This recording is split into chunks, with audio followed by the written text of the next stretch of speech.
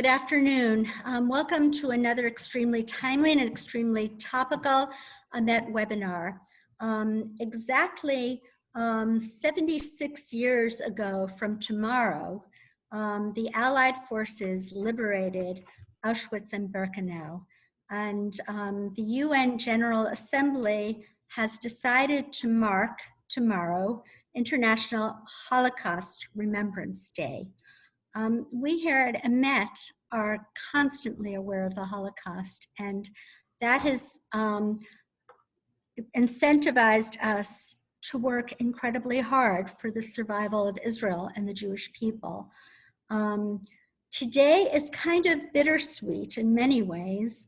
One of our Holocaust survivors, Irving Roth, who was born in 1929 in Kosice, Czechoslovakia, had to enter the hospital on Friday evening, and I was worried because usually, a few days before I talk to our presenters to make sure we're okay, and I haven't heard back from him and just called the house to find out that he's in the hospital. So I know we have approximately 200 people, so I want all of us to pray together with me for refuah shalema, a speedy recovery for Irving Roth, who is a quintessential gentleman, a wonderful human being. But fortunately, we have another real quintessential gentleman, and an amazing human being with us today, Sami Steigmann. Sami was born on December 21st, 1939 in Cherovich, Bukhaveria. And unfortunately, as you know, 1939 was the beginning of the Anschluss, the days that the Nazis decided to march through Europe and mark the darkest days imaginable for our people. Sami, of course, was a baby. He was told by his parents that he was experimented upon in these notorious experiments that Dr. Mengele did on children, on young children. But he has an amazing, amazing message coming from the depths of despair. He has one of the most upbeat and beautiful messages one can imagine. So it is indeed a profound honor today to introduce you to Sami Steigmann. Sami. Thank you for the beautiful introduction. Welcome, I welcome everybody. And it's a very important time, okay, talking about the International Holocaust Remembrance Day, which basically the UN decided to designate as such worldwide in 2005. Before I'm going to tell you, first of all, we have to talk about the virus that we are dealing with today, COVID-19. I live solo in Manhattan, okay? And I don't know how many of you are from Manhattan, but basically, for practical purposes, I have been in house arrest for 9 months, quote unquote, obviously. However, my positive outlook in life that sustained me throughout my life also helped me during this 9 months not to be depressed and not to go crazy. Okay. I'm going to show you a PowerPoint, and I have found out in October of 2019, after speaking for about 11 years to approximately 150,000 people from the next generation, that most of them, and I'm talking about college students and even Jewish kids that had families that went through the Holocaust, that are absolutely clueless about the evolution of the Holocaust. So before I'm going to talk about myself, which I know that everybody wants to hear that, what I want to do is I want to give the background. Okay, so the context, and then it makes more sense. So let me right now work on getting the PowerPoint. Okay. Okay. Now, how do I share it? No. How do I share it? Make sure to click the share screen button, the green button at the bottom on Zoom. I can't. Right now, I can't. Okay. Mhm. And show. Okay. And let me see. Would it be helpful? Okay. Okay. So, but I have to go back to the Zoom and let's share it.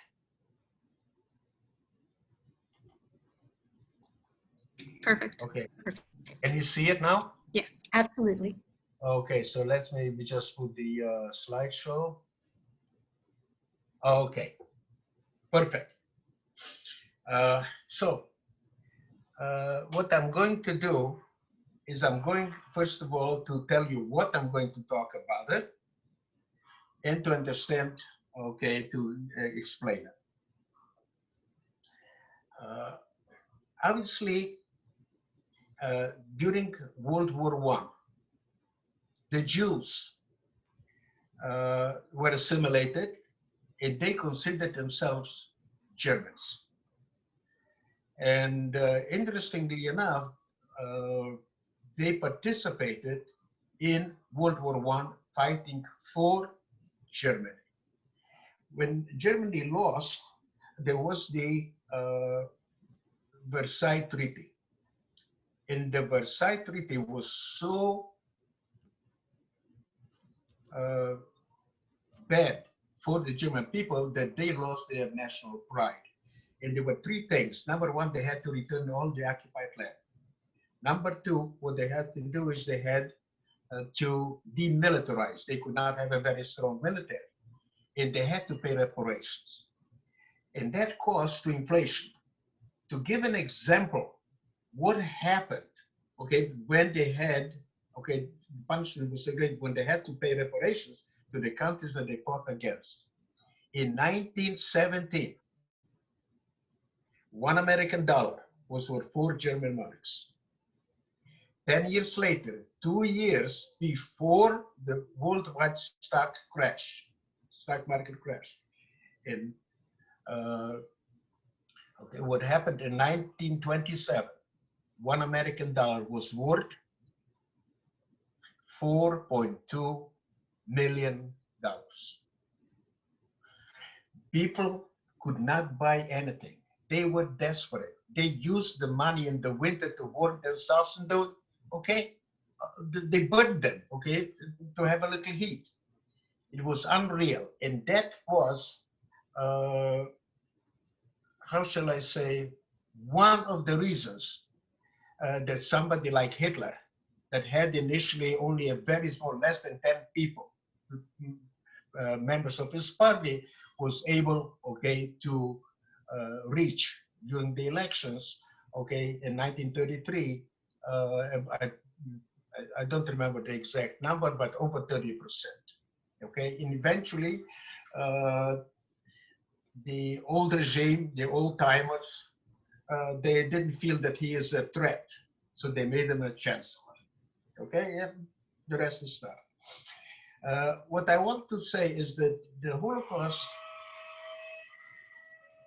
did not start suddenly. It evolved. In all the tragedies in the world, and when I'm talking about genocide, we're talking about the Holocaust, very simple, can be summarized with one simple word: bullying. You can bully a person, you can bully a group of people. And it also starts with words, okay? And we'll talk about it because words have a meaning. We have to be very careful when somebody says a lie to stand up to it. And also with the posters and everything else. And as we all know, although I do not make any comparison to the past, but we see some signs today that the anti-Semitism is coming back. And again, we have the social media, we have the words, we have the posters, and all of the things. So that is very important. When the Germans came to power, their initial goal was not to murder the Jews. As a matter of fact, when they started the first concentration camp in Dachau, they did not go after the Jews. They went after their political enemies, the communists. It so happened that most of the communists were Jews, but they did not target specifically the Jewish people. Their goal was to have a Germany free of Jewish people, Judenfrei. So in 1935, they came out with the Nuremberg laws. They made it life so difficult. They stripped them of the German citizenship. They made it so difficult for them that a lot of them left Germany.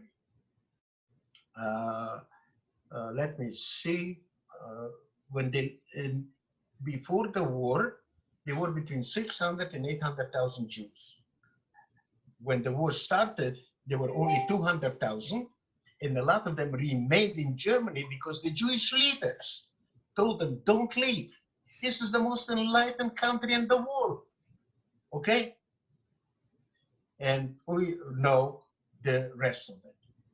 Now, one of the things that I wanted to also to say is that going back and talking about the COVID-19, we have a virus that is much more dangerous. And that is the virus of bullying, anti-Semitism, hate, ideology. It cannot be eradicated. It will be only there. And this can be minimized, okay, only to stand up as one, okay? And that's exactly what I'm teaching the next generation, to make it for themselves a better world for themselves, their children, and their grandchildren. The only way that we can minimize the effects of that particular virus is only through education. And I want to tell you something. I found out that 12 states in the country have genocide and Holocaust curriculum mandated to teach in schools. And I was very happy, and I said, you know something, let's work to have it in every single state, not only 12. But when I did some research, I was completely shocked. Like I told you before, I spoke to approximately 150,000 young people, and I found out in the 11 years, only 2 teachers that teach World War II, genocide, and Holocaust for a full year. Most of them is just 1 semester, okay? And okay, almost exclusively, it's only for 2-3 days. There is no specific curriculum in the States, so everyone teaches what they understand and what they want. So what I'm saying is that the education here is this one, and from my perspective, I'm going to ask you to respect my opinion. If it's different than yours, I'm not asking you to agree with me. I'm just asking to respect, just as I will respect your opinion that is different than mine. But from my perspective, okay, in schools, okay, there is no education. There is indoctrination, okay, and we have to fight really, really hard, okay, to change this. And I'll give you an example what I mean by indoctrination. I have never been on the March of the Living per se, because I don't know anybody, nobody invited me, that's a different story. But I've been invited to go with high school seniors from the Bay Area. And it's not the exact the March of the Living, because when the March of the Living, they go to Poland, we went to Israel. And when they went, you know, to Israel, we went to Poland. So it was just reversed. And in Israel, you should have seen, they cried, they were happy, everything else, we love everything. And I am also part of the BBYO, neighborhood youth organization. So for 3 years, I went to a camp where they bring in about 240, 300 students from about 15 countries, but they also have the international convention. In the international convention, okay, they bring 3,000 kids from 45 different countries. And obviously, you know, the students, you know, they table things that they're interested in when they participate. And two people that were with me in that quote-unquote March of the Living, okay, tabled, I was completely shocked, J Street. Once somebody is indoctrinated, it's extremely difficult to bring him back, okay, to reality. And what is important, that's why the teaching should not start late in colleges and, high school, seniors.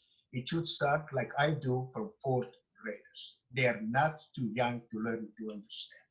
Okay, I just wanted to give that particular background to understand that the education in the United States, okay, is completely inadequate. Let's put it that way. Okay. Now let's go back to the Holocaust. So what happened when the war started in 1939?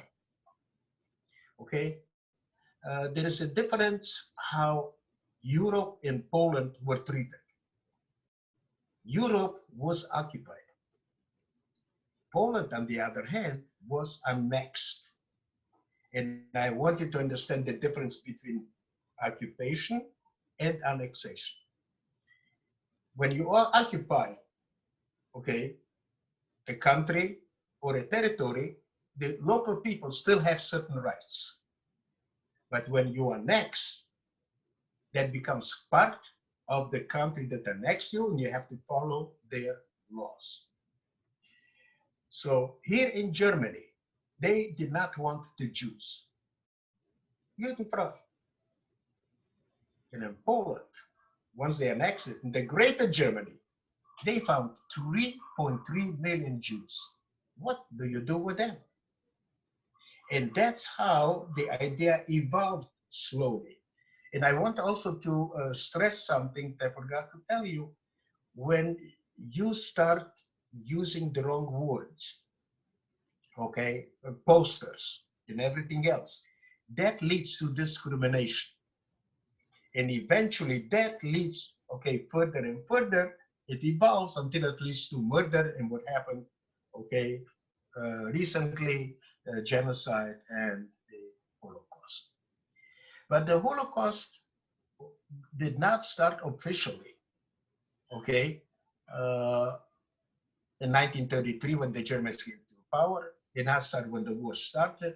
It actually started in an unofficial way on June 22nd, 1941, when the Red Army, the Wehrmacht, attacked the former Soviet Union, and behind them, there were special groups called Einsatzgruppen. The Einsatzgruppen role was to murder the subhumans. Russians were considered by Germans subhumans, and the Jews. As a matter of fact, with the help of their collaborators, they were able to murder by bullets 1.5 million Jews. 1.5 million of them were also from the 6 million, 1.5 million were children. But that was unofficial. Officially, it started on January 20, 1942. 15 high-ranking Nazi criminals got together in a city which today is part of Berlin called Wannsee. And they called, which we call Holocaust, they gave it a very nice name. And they called it to find the final solution to the Jewish question. Among them was one person who was not a part of the policymakers. He was the one that he implemented, okay, the final solution to the Jewish question. And if you don't know it, his name was Adolf Eichmann. I use Adolf Eichmann as an example of the efficiency of the Nazis and their collaborators to be able to murder in such a short time 11 million people. Adolf Eichmann, by the end of almost the war, okay, in 1944, in 2 months, deported to their deaths 437,000 Hungarian Jews. It is unreal. The Holocaust is the most, the biggest crime in human history. It's also the most recorded crime in human history. One of the things, they have documented everything that they've done. Part of it is because of the German culture. Okay, they are law-abiding citizens. And when they came out with the Nuremberg laws and with other laws, they made it very easy for the Germans, who are very law-abiding citizens, to make it easy for them to say that they did it because of patriotism. Okay, so it's difficult to understand, okay, how regular people, okay, can come and to do certain things like that. Like for instance, you know, you have engineers, very highly skilled engineers that build the camps. You have, for instance, nurses that murdered babies, doctors, okay, that did all kinds of stupid experiments and with everything. So we have to understand that I mentioned to you before, it's part of the dangerous virus. Ideology cannot be destroyed by gun. People that believe in a particular ideology are willing to die for it, are willing to kill for it. Okay, and these people, it was made easy for them to accept, to adapt the Nazi ideology. Okay. The other thing is, I also found out that the next generation has no spiritual connection to Israel. And I lived in Israel. I served in the Israeli Air Force, and I feel very strongly about it. But I'll give you just one example. A lot of people consider Israel a country like any other country, and it is not. And I want you to understand the importance, which a lot of people don't realize, especially the next generation, the importance of the existence of the state of Israel. During the Holocaust, Jews died because they did not have a country. On Yom HaZikaron, we remember the people that died. For us to have a country, to have a place in times of distress, to be able to go. And you all know, for instance, in 2019, I think about 8,500 French people, okay, moved to Israel. Also, a lot of people feel or believe that Israel came into existence because of the anti-Semitism and because of the Nazis, the Holocaust. That is not true. It was a factor. However, the real truth is that the British Empire collapsed. From the whole area, which was Palestine, before the establishment of the state of Israel, Jewish people that lived there, in their passports was written Palestine.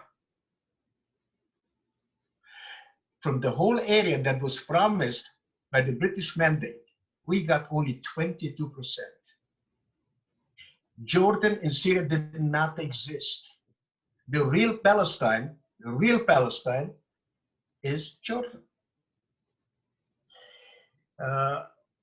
So what happened is, when the state of Israel was established, we returned to our own homeland.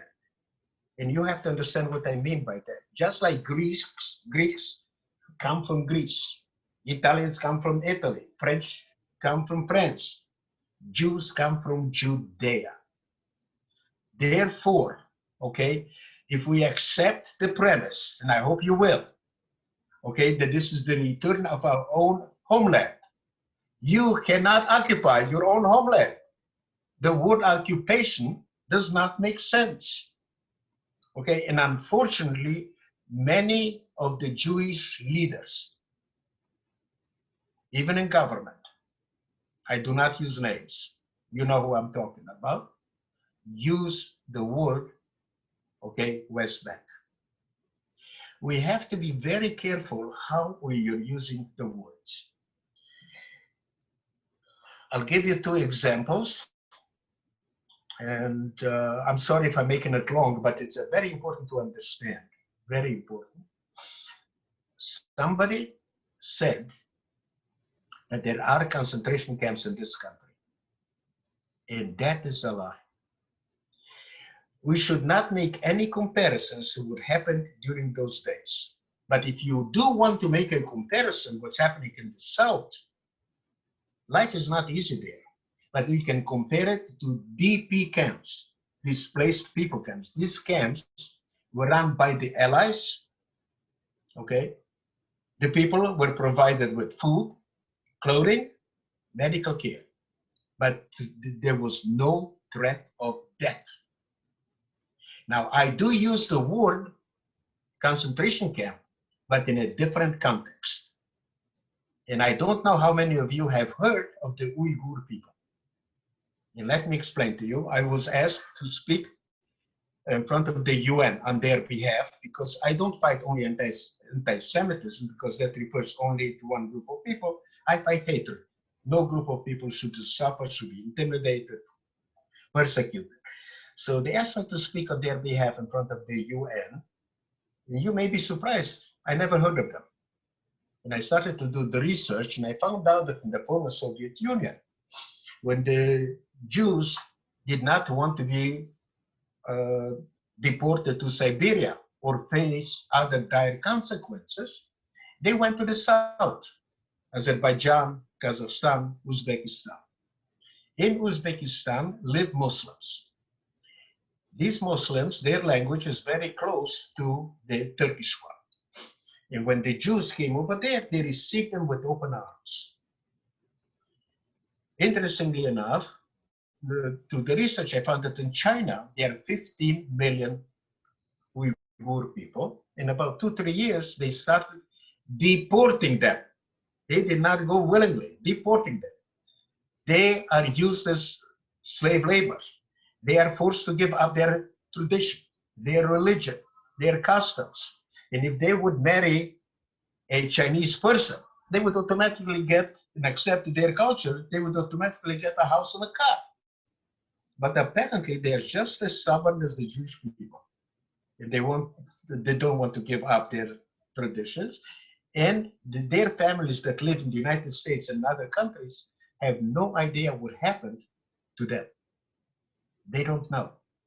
They have no way of finding out. And they are afraid to call their family members because they may also be deported. So in this particular case, we definitely, in the proper context, we can use the word concentration camps. I lived in a communist country, and the Chinese call these camps re-education camp. Believe me, has nothing to do with education. Okay, so we have to be very careful how we use the words. I'll give you another example. Also, a leader of our government said that Holocaust is happening in the world. And that is a complete lie. We cannot compare, for instance, anti-Semitism and hatred, which a lot of people put them together. You can hate somebody because of the color of their skin, because of their religion, because the way they look, from which every country they come. Okay, and it can be any ethnic group. Anti-Semitism is 4,000 years old, and it refers only to one single group, Jews. But maybe some of you do not know that there are other ethnic groups that are also Semites. These are the Arabs, the Ethiopians. But when they use the word anti-Semitism, they refer only to the Jews. And okay, so I wanted to understand that you cannot put two things that are totally different to put them together. The same thing, okay, like I told you, the leader of the government said that Holocaust is happening in the world. And that is a complete lie. Genocide, yes. Genocide is made of two words. Genocide, the group of a murder. That is happening. But Holocaust is the annihilation of a group of people. Initially, when the Nazis, when they came out in the Danzig Protocol, they decided to murder 11 million Jews from Europe. And they put them in each country, how many Jews were there. Once they were going to accomplish it, and this must be understood very carefully, they wanted to open up a museum. And they were going to call the museum in Prague, they were going to call it the Museum of the Extinct Jewish Race. I also wanted to understand something else. You cannot eradicate a religion, a nation, a nationality, but you can eradicate a race. So the Nazis very cleverly coined for the first time the Jews as a race. And that's why when they were going to open up the museum, they were going to call it the Museum of the Extinct Jewish Race. So there are a lot of things. There was also one other thing that if you see here, you will see that, okay, we are talking about 6 million Jews. I don't know about you. To me, it's a number. I cannot relate to it. So let's bring it to a common denominator. If you would be on your feet in silence for 1 minute for every single victim of the Holocaust, you would be on your feet in silence for close to 11.5 years. That will give you a different perspective what 6 million means. And I don't want to think of 6 million as a number. I want you to think of 6 million individual murders. And one thing that completely shocked me. All my life, I knew that they had about 200 different camps. But in 2013, okay, in London, Daily Mail, and the New York Times, there was an article that the Nazis and their collaborators had 42,500 different types of camps. Not all of them were barbed wired. Okay, they had murders in the forest, different places. And we have to be aware of that. Talking about going back about Israel. So I mentioned to you that we should not call West Bank, should call it Judea and Samaria. Okay, we should not use the word occupation. Okay, because if we keep doing it with some of our leaders too, we are perpetuating a false narrative, and it becomes part. Okay, like Goebbels said, Joseph Goebbels. See, okay, I'm going to tell you a very famous quote. A lie told often enough becomes truth. And we have to be aware of it, and we have to stand up to it. Okay. Okay, these are my parents. Look, okay, obviously I belong to two generations. I'm a Holocaust survivor, but I'm also a child of Holocaust survivors. So let's talk a little bit about my parents. My father was an orphan of both of his parents. My grandfather died before he was born, unable to take care of 8 children. My grandmother decided to take the 2 youngest kids and commit suicide. A stranger saved the children, but my grandmother did commit suicide, so my father was in an orphanage in Vienna, and at age 13, he was thrown out on the street. He became streetwise. It's a different streetwise than today, and that helped him during the war, but it also helped him after the war, when there was not enough food to provide for the family. To give an example, there was not enough. Okay, you couldn't buy butter. Okay, good cheese, and some other things. So I still remember my mother used to bring, okay, buy a lot of bottles of milk, let them stay for a very long time into whatever process, natural process, whatever it is. It turned eventually into cheese and butter. So people had to be very, how should I say, inventive, okay? But also at the same time, after the war, there was not enough food to provide for the population. So my father, being streetwise, he knew how to approach somebody that you could trust because they could tell him that he is stealing bread from somebody else. And he would bribe somebody for a loaf of bread. Okay. And you had to be very careful because if they would, for instance, if they would squeal on you, you would be in jail and everything else, you know. So my mother, on the other hand, was an uneducated woman. She was abused by her stepmother, and my grandfather did not allow her to go to school. She had to stay home and help, okay, to provide for the family. So the myth that all the Jews are rich and control the world is also a hoax. So, but my mother, although she was an uneducated woman, boy, did she have a heart of gold. And a lot of young people, you know, may be angry at one of their parents. They don't understand the love that the parents have for them and what they teach them. But even if they don't like somebody, they have to realize that they have the genes of both parents. And I took my confidence from my father, my sensitivity from my mother.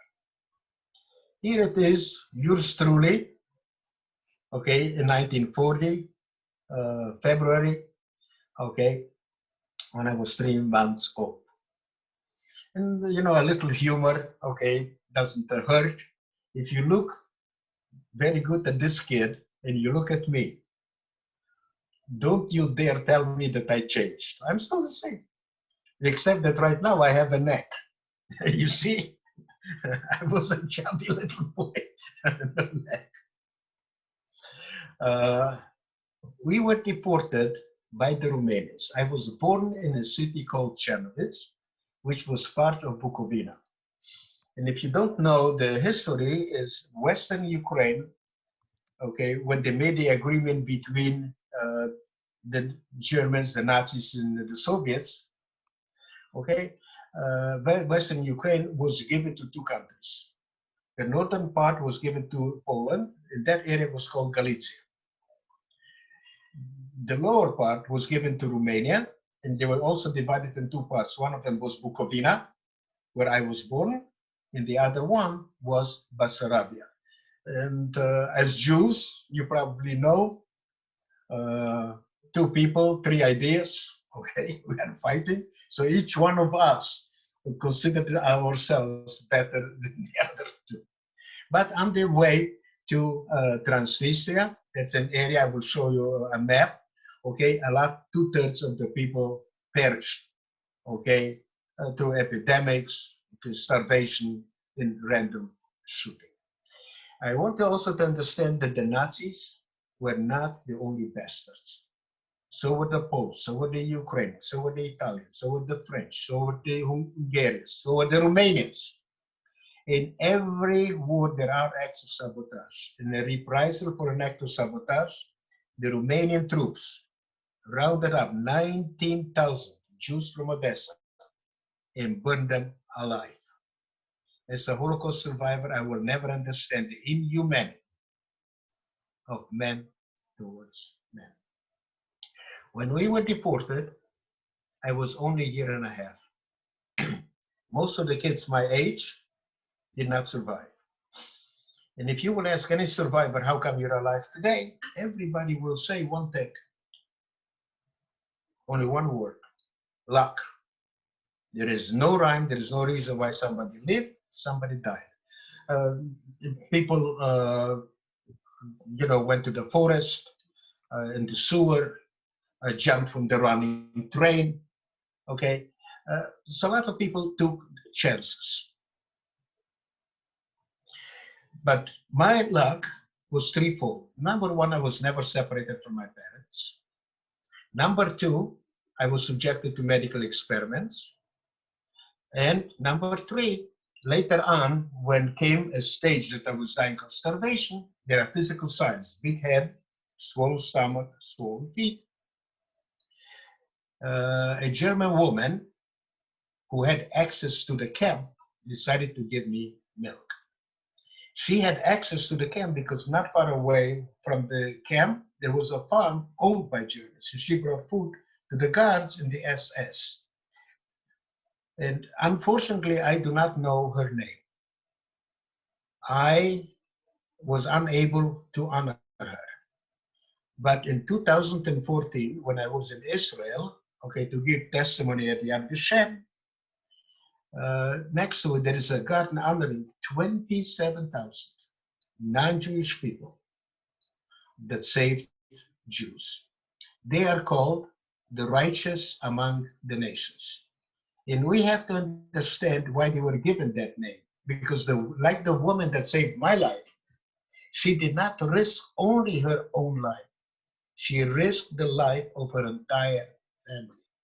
It is relatively easy to make a decision only when your own life is at stake. But the whole family?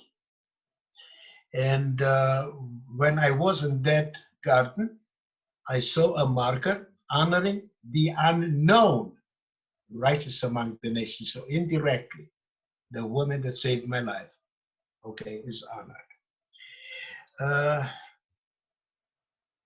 I have suffered all my life from head, neck, shoulder, and back problems. But the type of a pain that I have, they could not find a cure. For a very simple reason. It's constantly shifting. It's not localized. It's moving from place to place. And the intensity can be 7, 8, or 2 and 3. And you never know. And I used to be an extremely addictive painkillers. I would say, I think about, maybe I'm exaggerating, but definitely 2 levels below morphine. Possibly 1. But I did not like the side effects. And about close to 30 years ago, I decided to live without painkillers. I have a very high pain tolerance. And it took me about close to 1 year. And today I do not use painkillers. And when I'm in pain, I'm coming from a generation that was very stoic. You will never know it because you will not see it on my face. Let me show you here, where I was born and where I was. Everything that you see here, including this area, is Romania. But I was not born in Romania proper. Neither was my mother. I was born here, and outside of Romania. That was the area given to Romania, Bukovina. But my father was born in Romania proper, here, Batra Dornei. So the whole family was taken to an area called Transnistria. And the name of the camp, they had many camps there. The name of the camp was Mogila Podolsk. The camp was, I was there from 1941 to 1944 when the camp was liberated. That area, Transnistria, became part of Ukraine, part of the former Soviet Union. But in 1946, the Romanians allowed a small group of Jews, approximately 3,000, to repatriate. My father, being born in Romania proper, he opted to choose the lesser of 2 evils. He decided, to return to Romania for whatever reason. He settled here in Transylvania. That's where I grew up until 1961. And in 1968, I came to the United States by myself. The reason was from between 35 and 42 close family members on my father's side, only 2 survived. These were the 2 kids, that were saved by the strangers. And that was my father and my uncle Max, who lived in Santa Barbara. My uncle was not a survivor. He was a refugee.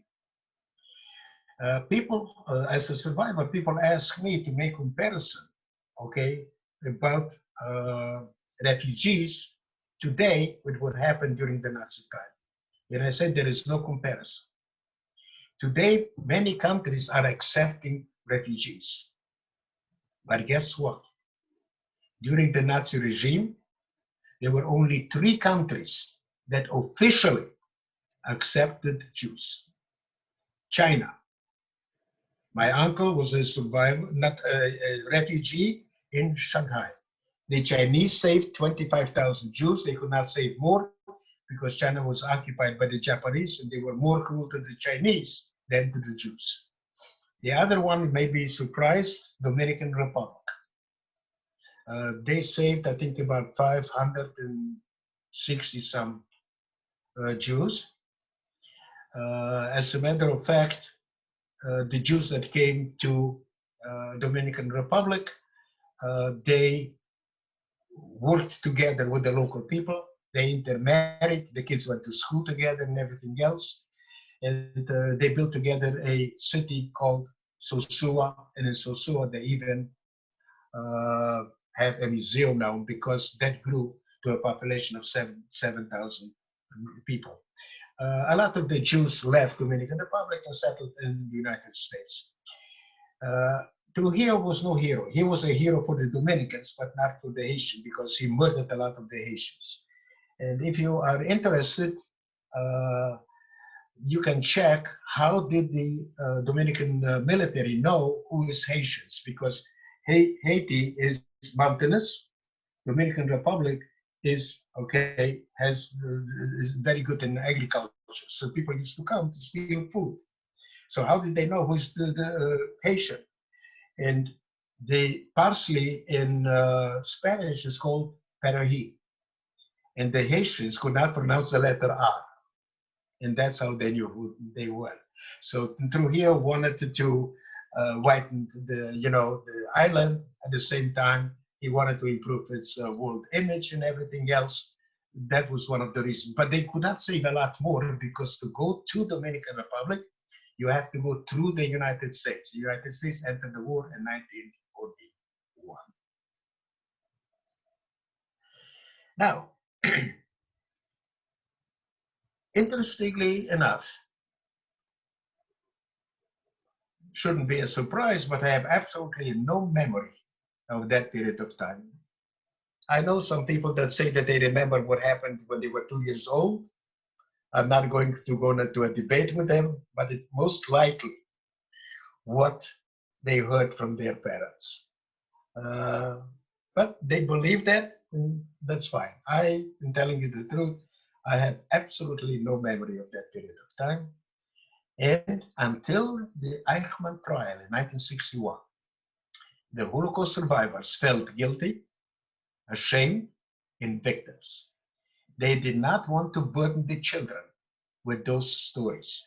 They wanted the children to live a normal life. And for 63 years, that's what I knew, and I thought I had a normal childhood. What happened is on November 1st and November 2nd of 2003, the Holocaust Museum in Washington, D.C. closed its doors to the general public for 2 days. It opened it up only to the Holocaust survivors, their children, and their liberators. There were over 8,000 people from all over the world. And I'm going to teach you a word in Yiddish. If you don't know it, it's a combination of German and Hebrew. It's called bashert. Bashert means, translation, meant to be. Here it is, over 8,000 people from all over the world. And at the table where I was sitting, I met a man born in the same city, been in the same camp, the same years.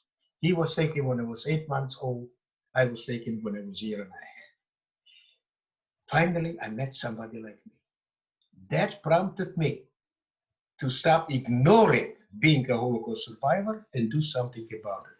And this is the difference between history and living history. But I want also to tell you as a side comment, everybody knows history. We learn it, from the books, TV, movies. But interesting, Jews don't look at history in the same way.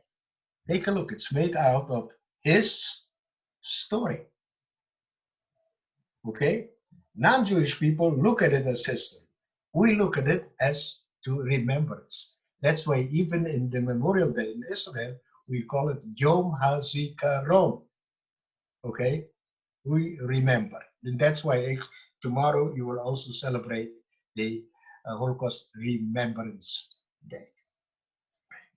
So when I met him, that prompted me to do something about it. And in 2007, I joined the second largest Holocaust museum in the States, the one here in New York, Museum of Jewish Heritage, a living memorial to the Holocaust.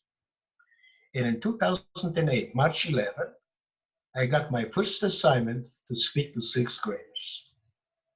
I'm sure that a lot of you have spoken publicly. But if you will look back, okay, you will know what I'm talking about. Your first presentation is not the best. It's not the most complete. I did not have a story. I did not know they can tell a story. And I had no idea what impact I would have on such young people. Again, Bashir, meant to be, they sent me thank you letters. Each one better than the other. But one sixth grader changed my life forever. And she wrote, P.S. Your story was overwhelming, and I promise I'll pass your story to my children. Because of her, okay, I am here today. She changed my life. Okay.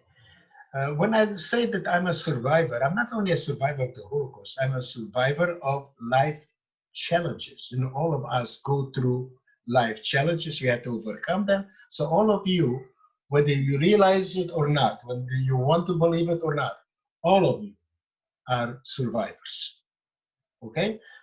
I talk about being a survivor of the Holocaust, but you can talk, a lot of people can talk about how did they survive and keep their upbeat outlook in life. Okay, they had cancer. Somebody that was very close to them passed away. Different issues. Okay, so I will talk about it a little bit later. But since the question is, since my parents did not talk about those days, how did I find out that I was subjected to medical experiments? In 1971, my parents came to visit me. I used to live in Milwaukee, Wisconsin. That's where I met my ex, got married, got divorced, returned to Israel. And in 1988, I came to New York, and this is my last home. I stopped being the wandering Jew. But my parents suddenly came home unexpectedly in a time that I was in absolutely excruciating pain. I was on the floor, unable to move. My father, because I'm coming from a generation that was very slow, never knew that I was in such excruciating pain. He was so shocked that inadvertently, okay, he told me that I was subjected to medical experiments. It did not help me with the pain, but it gave me the courage to ask for compensation. And as you know, the Germans, if they could get away with it, did not want to pay. And all of you are familiar with the baseball famous saying, 3 strikes, you're out. You have to know what happened to you. You have to have documents, and you have to witnesses. And when I applied in February 8, 2002, I had none of them.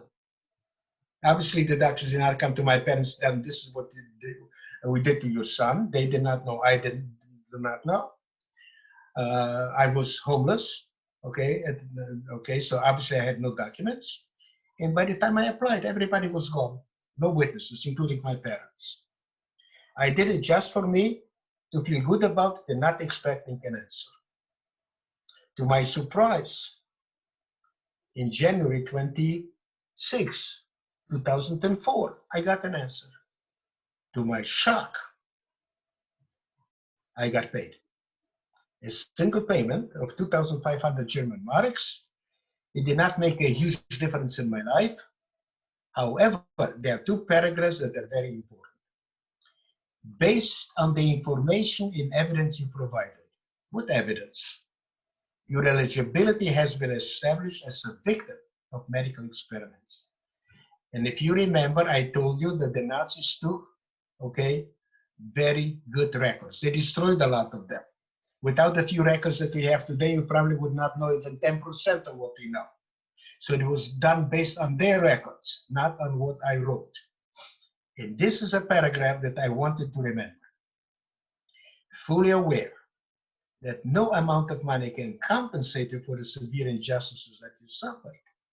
We do hope that you will regard this payment as a symbolic acknowledgement of those injustices, which means that the German government admits that they did medical experiments not only in Auschwitz, but in other countries also, that I was one of them.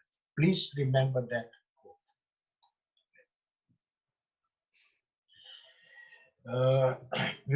When we talk about using the proper words, a lot of people are using the word Nazi.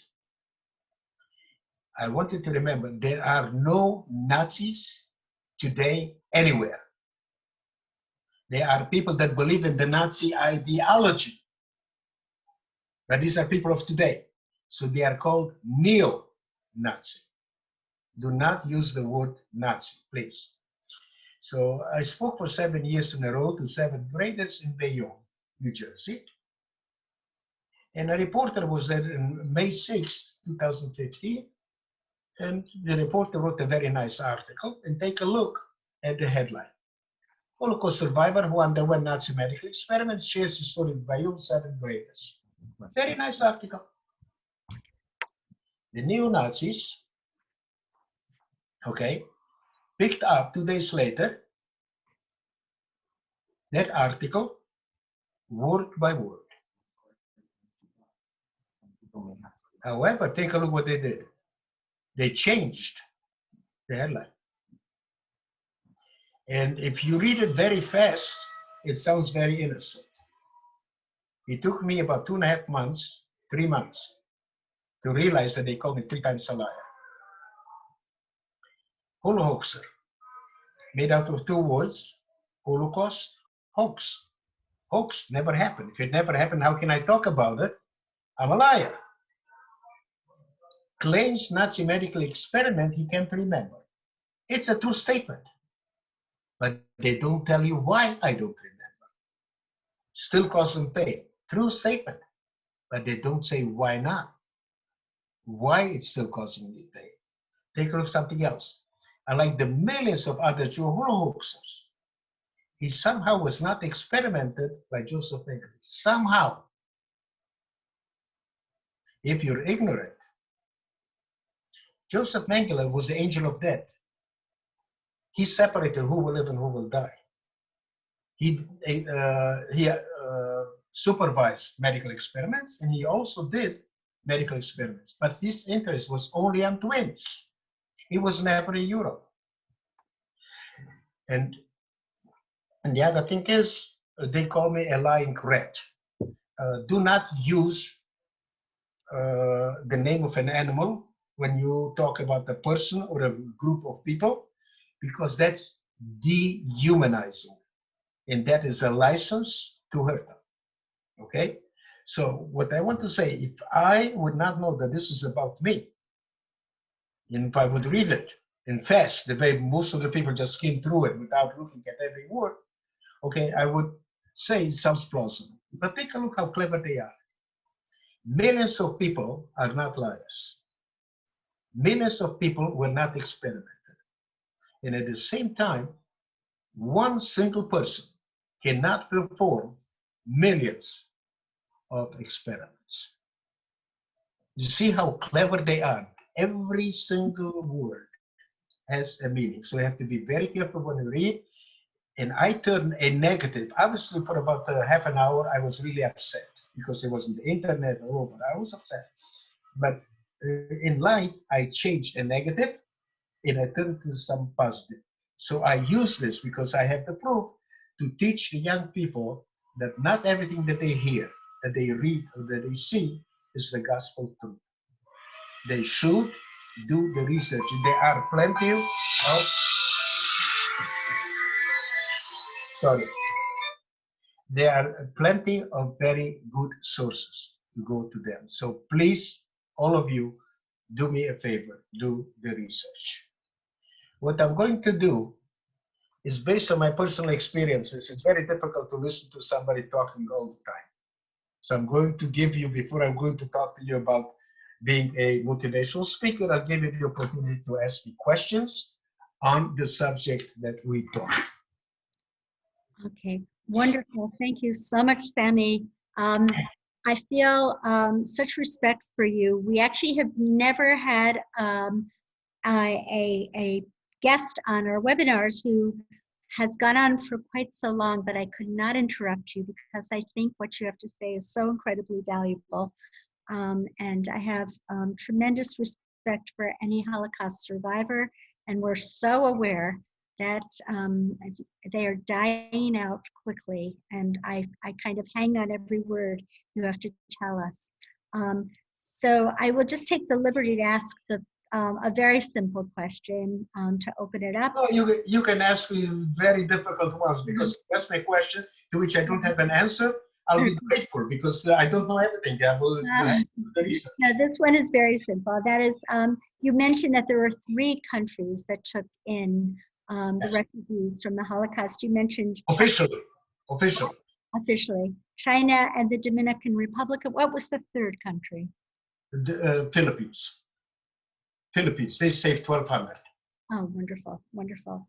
Okay, and now, yes, and now Sarah Leah, who is our Director of Communications, very competent, will read the questions that have come in. Thank you, Sarah Leah. Thank you, and thank you, Sami, for your presentation. So far, we've only received 1 question, though. And a little bit closer to the mic or louder, please. Sure. Thank you. Of course. Okay. Is that better? Yes. Great. So far we've received 1 question from the audience. You've been so thorough with your presentation. I'm sure you've answered many as they've gone on. We might receive more questions, but for now, the question we have, why did the German people buy into the Nazi ideology that you had spoken of earlier? Let me give you an example. In the United States, the speed limit, okay, is 65.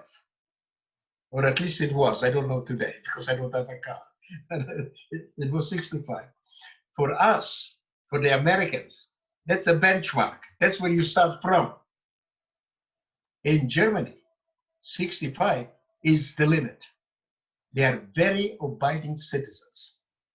Even today, very law-abiding citizens. So when they came out with the Nuremberg laws, they made it for them easy to accept that what they are doing, okay, this is for the good of the country, okay, that it is necessary. As a matter of fact, until 1938, November 9 and November 10, they had many laws that prepared the Germans, okay, to accept that the Jews are undesirable.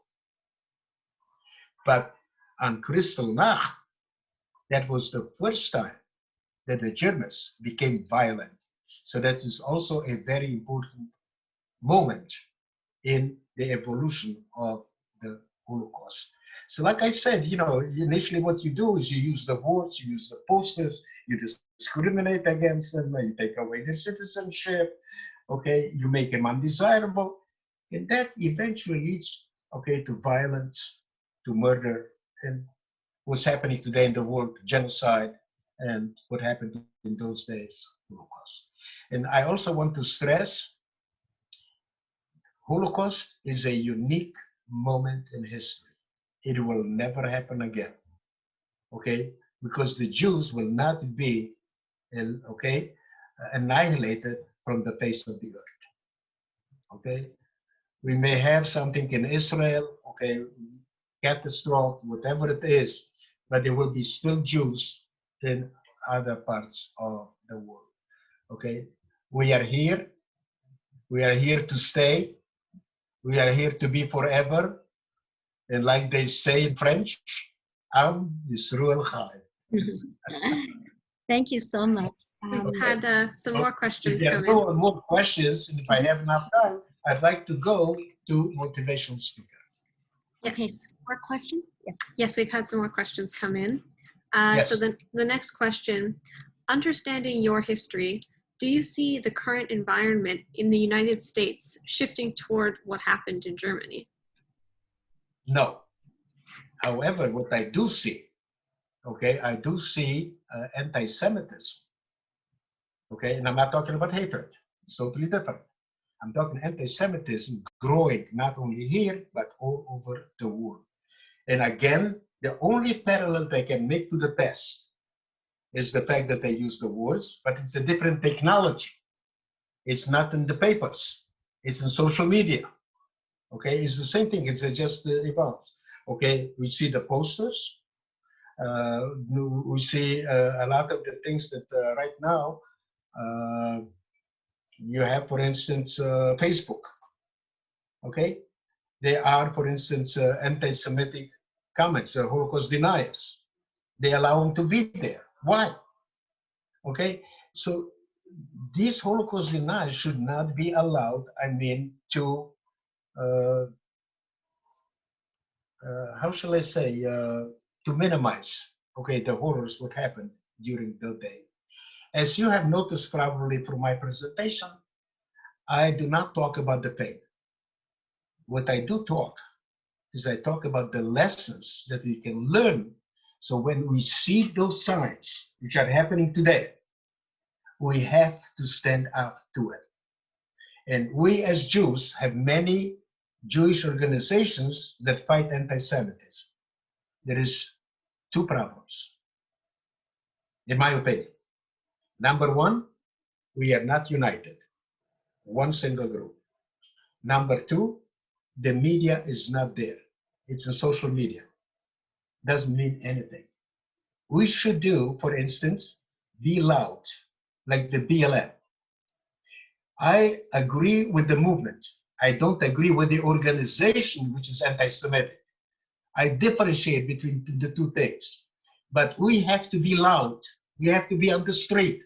We have to bring in, okay, the media. And I want to see, as much as we help other people, and Jews march with Martin Luther King, Jews march with BLM. If we are going to demonstrate nationwide, okay, how many of them will join us? And I don't want to give you my opinion because you know exactly where I'm going. So this is the problem. We are, what's happening in the campuses, what's happening in the real life, there is too much apathy. It's like we are asking other people to fight for us. And it's good that we are helping other people. But when will the Jews wake up and fight for themselves? So do me a favor. There is no comparison to the past. It is only what is, if you want to say, the science is the words that are used, the posters, okay, the social media. That, yes, because, but that has not come yet to the stage what happened in Germany. Because in Germany, they took away their citizenship, they took away their rights. Slowly, it evolved. This may come here, okay, hope not, but it did not reach that stage. Thank you. And for our last question, could you tell us a little bit more about your website and your foundation that you've set up? My foundation? Yes. Could you tell us a bit about it? Yes. No. Thank you for asking. It's a very good question. Like many of you, okay, although I grew up the Orthodox way, okay, I believe also in coincidence.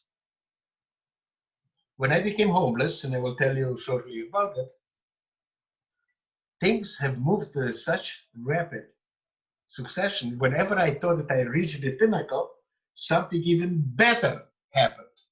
I just couldn't believe it. So for me, since I became homeless, everything, my whole life, is a miracle.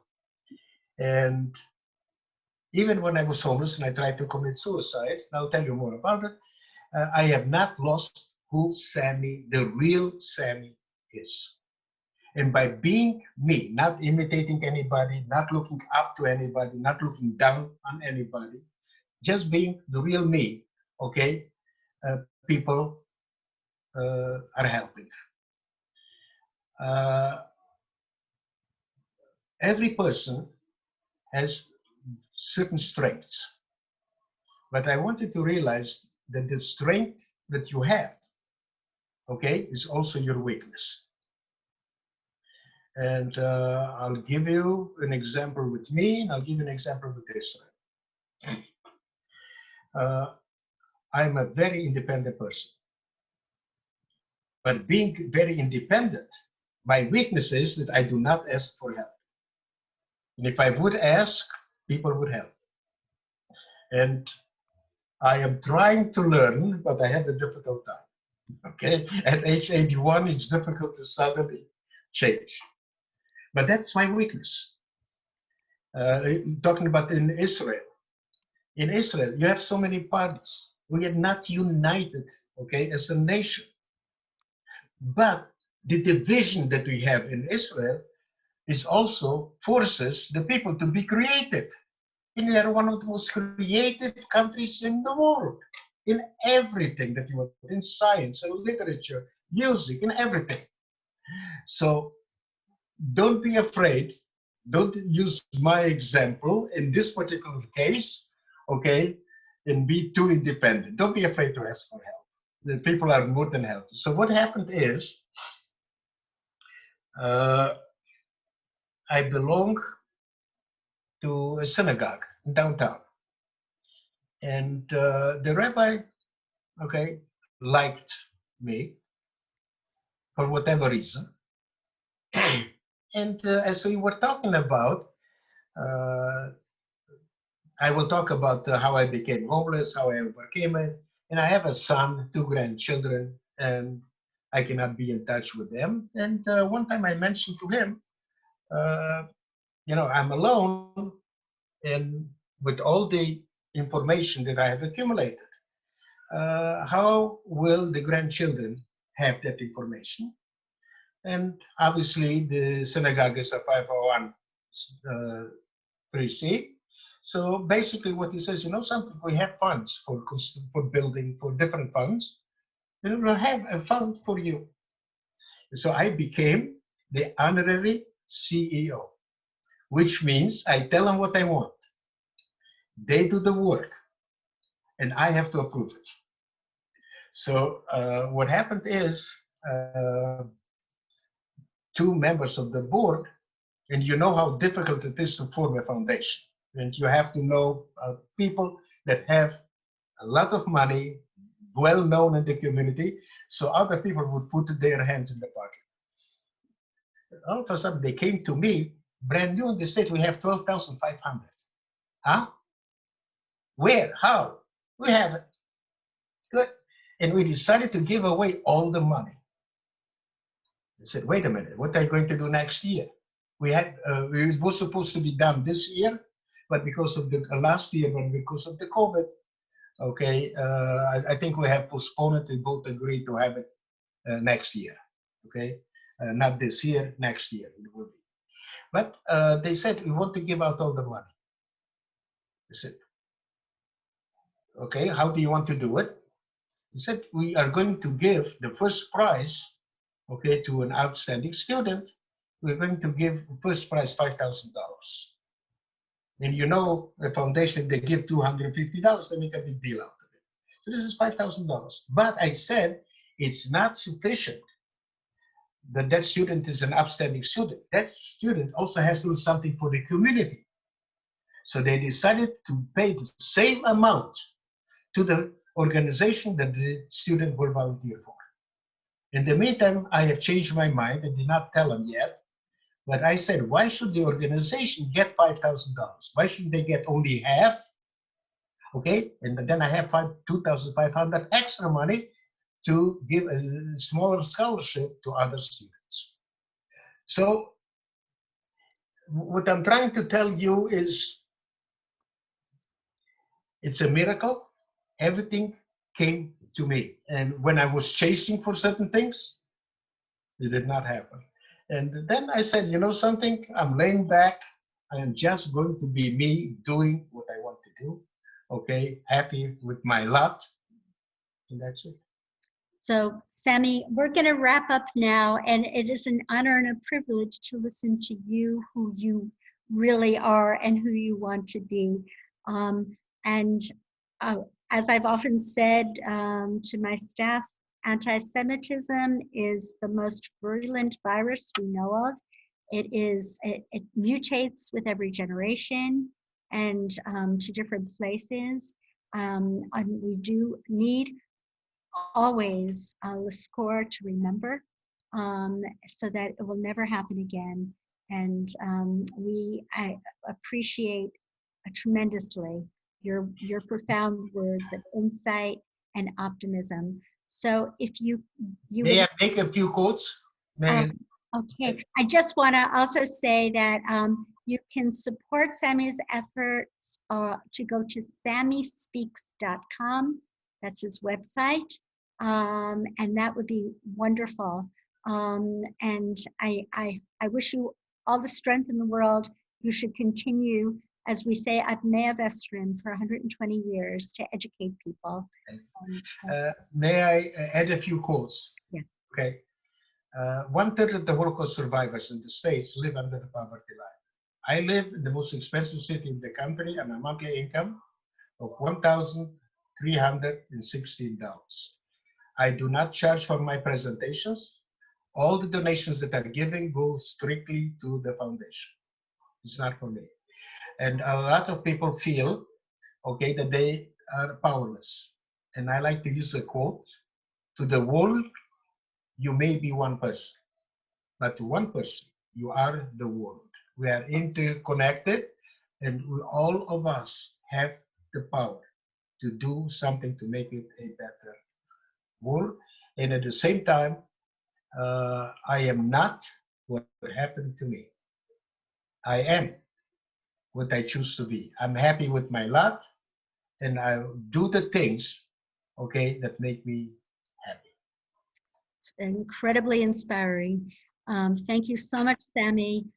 Next week, we are going to have our webinar on Wednesday at 12 noon, where we will have David Albright, who's from the Institute for Science and International Security, who has been taking measure of the Iranian nuclear project. And this is something that we've been working assiduously on so that this can never happen again, especially to our people in the land of Israel.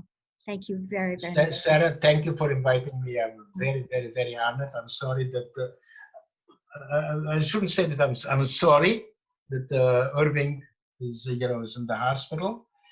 He is also a very powerful speaker. He's a legend. But at the same time, I'm glad that I had the opportunity, to spend some more time. And if anybody wants to contact me, if they have questions, okay, please feel free to give them all the information that they ask. Wonderful. Okay. Thank you so, so much. Be well. Thank you.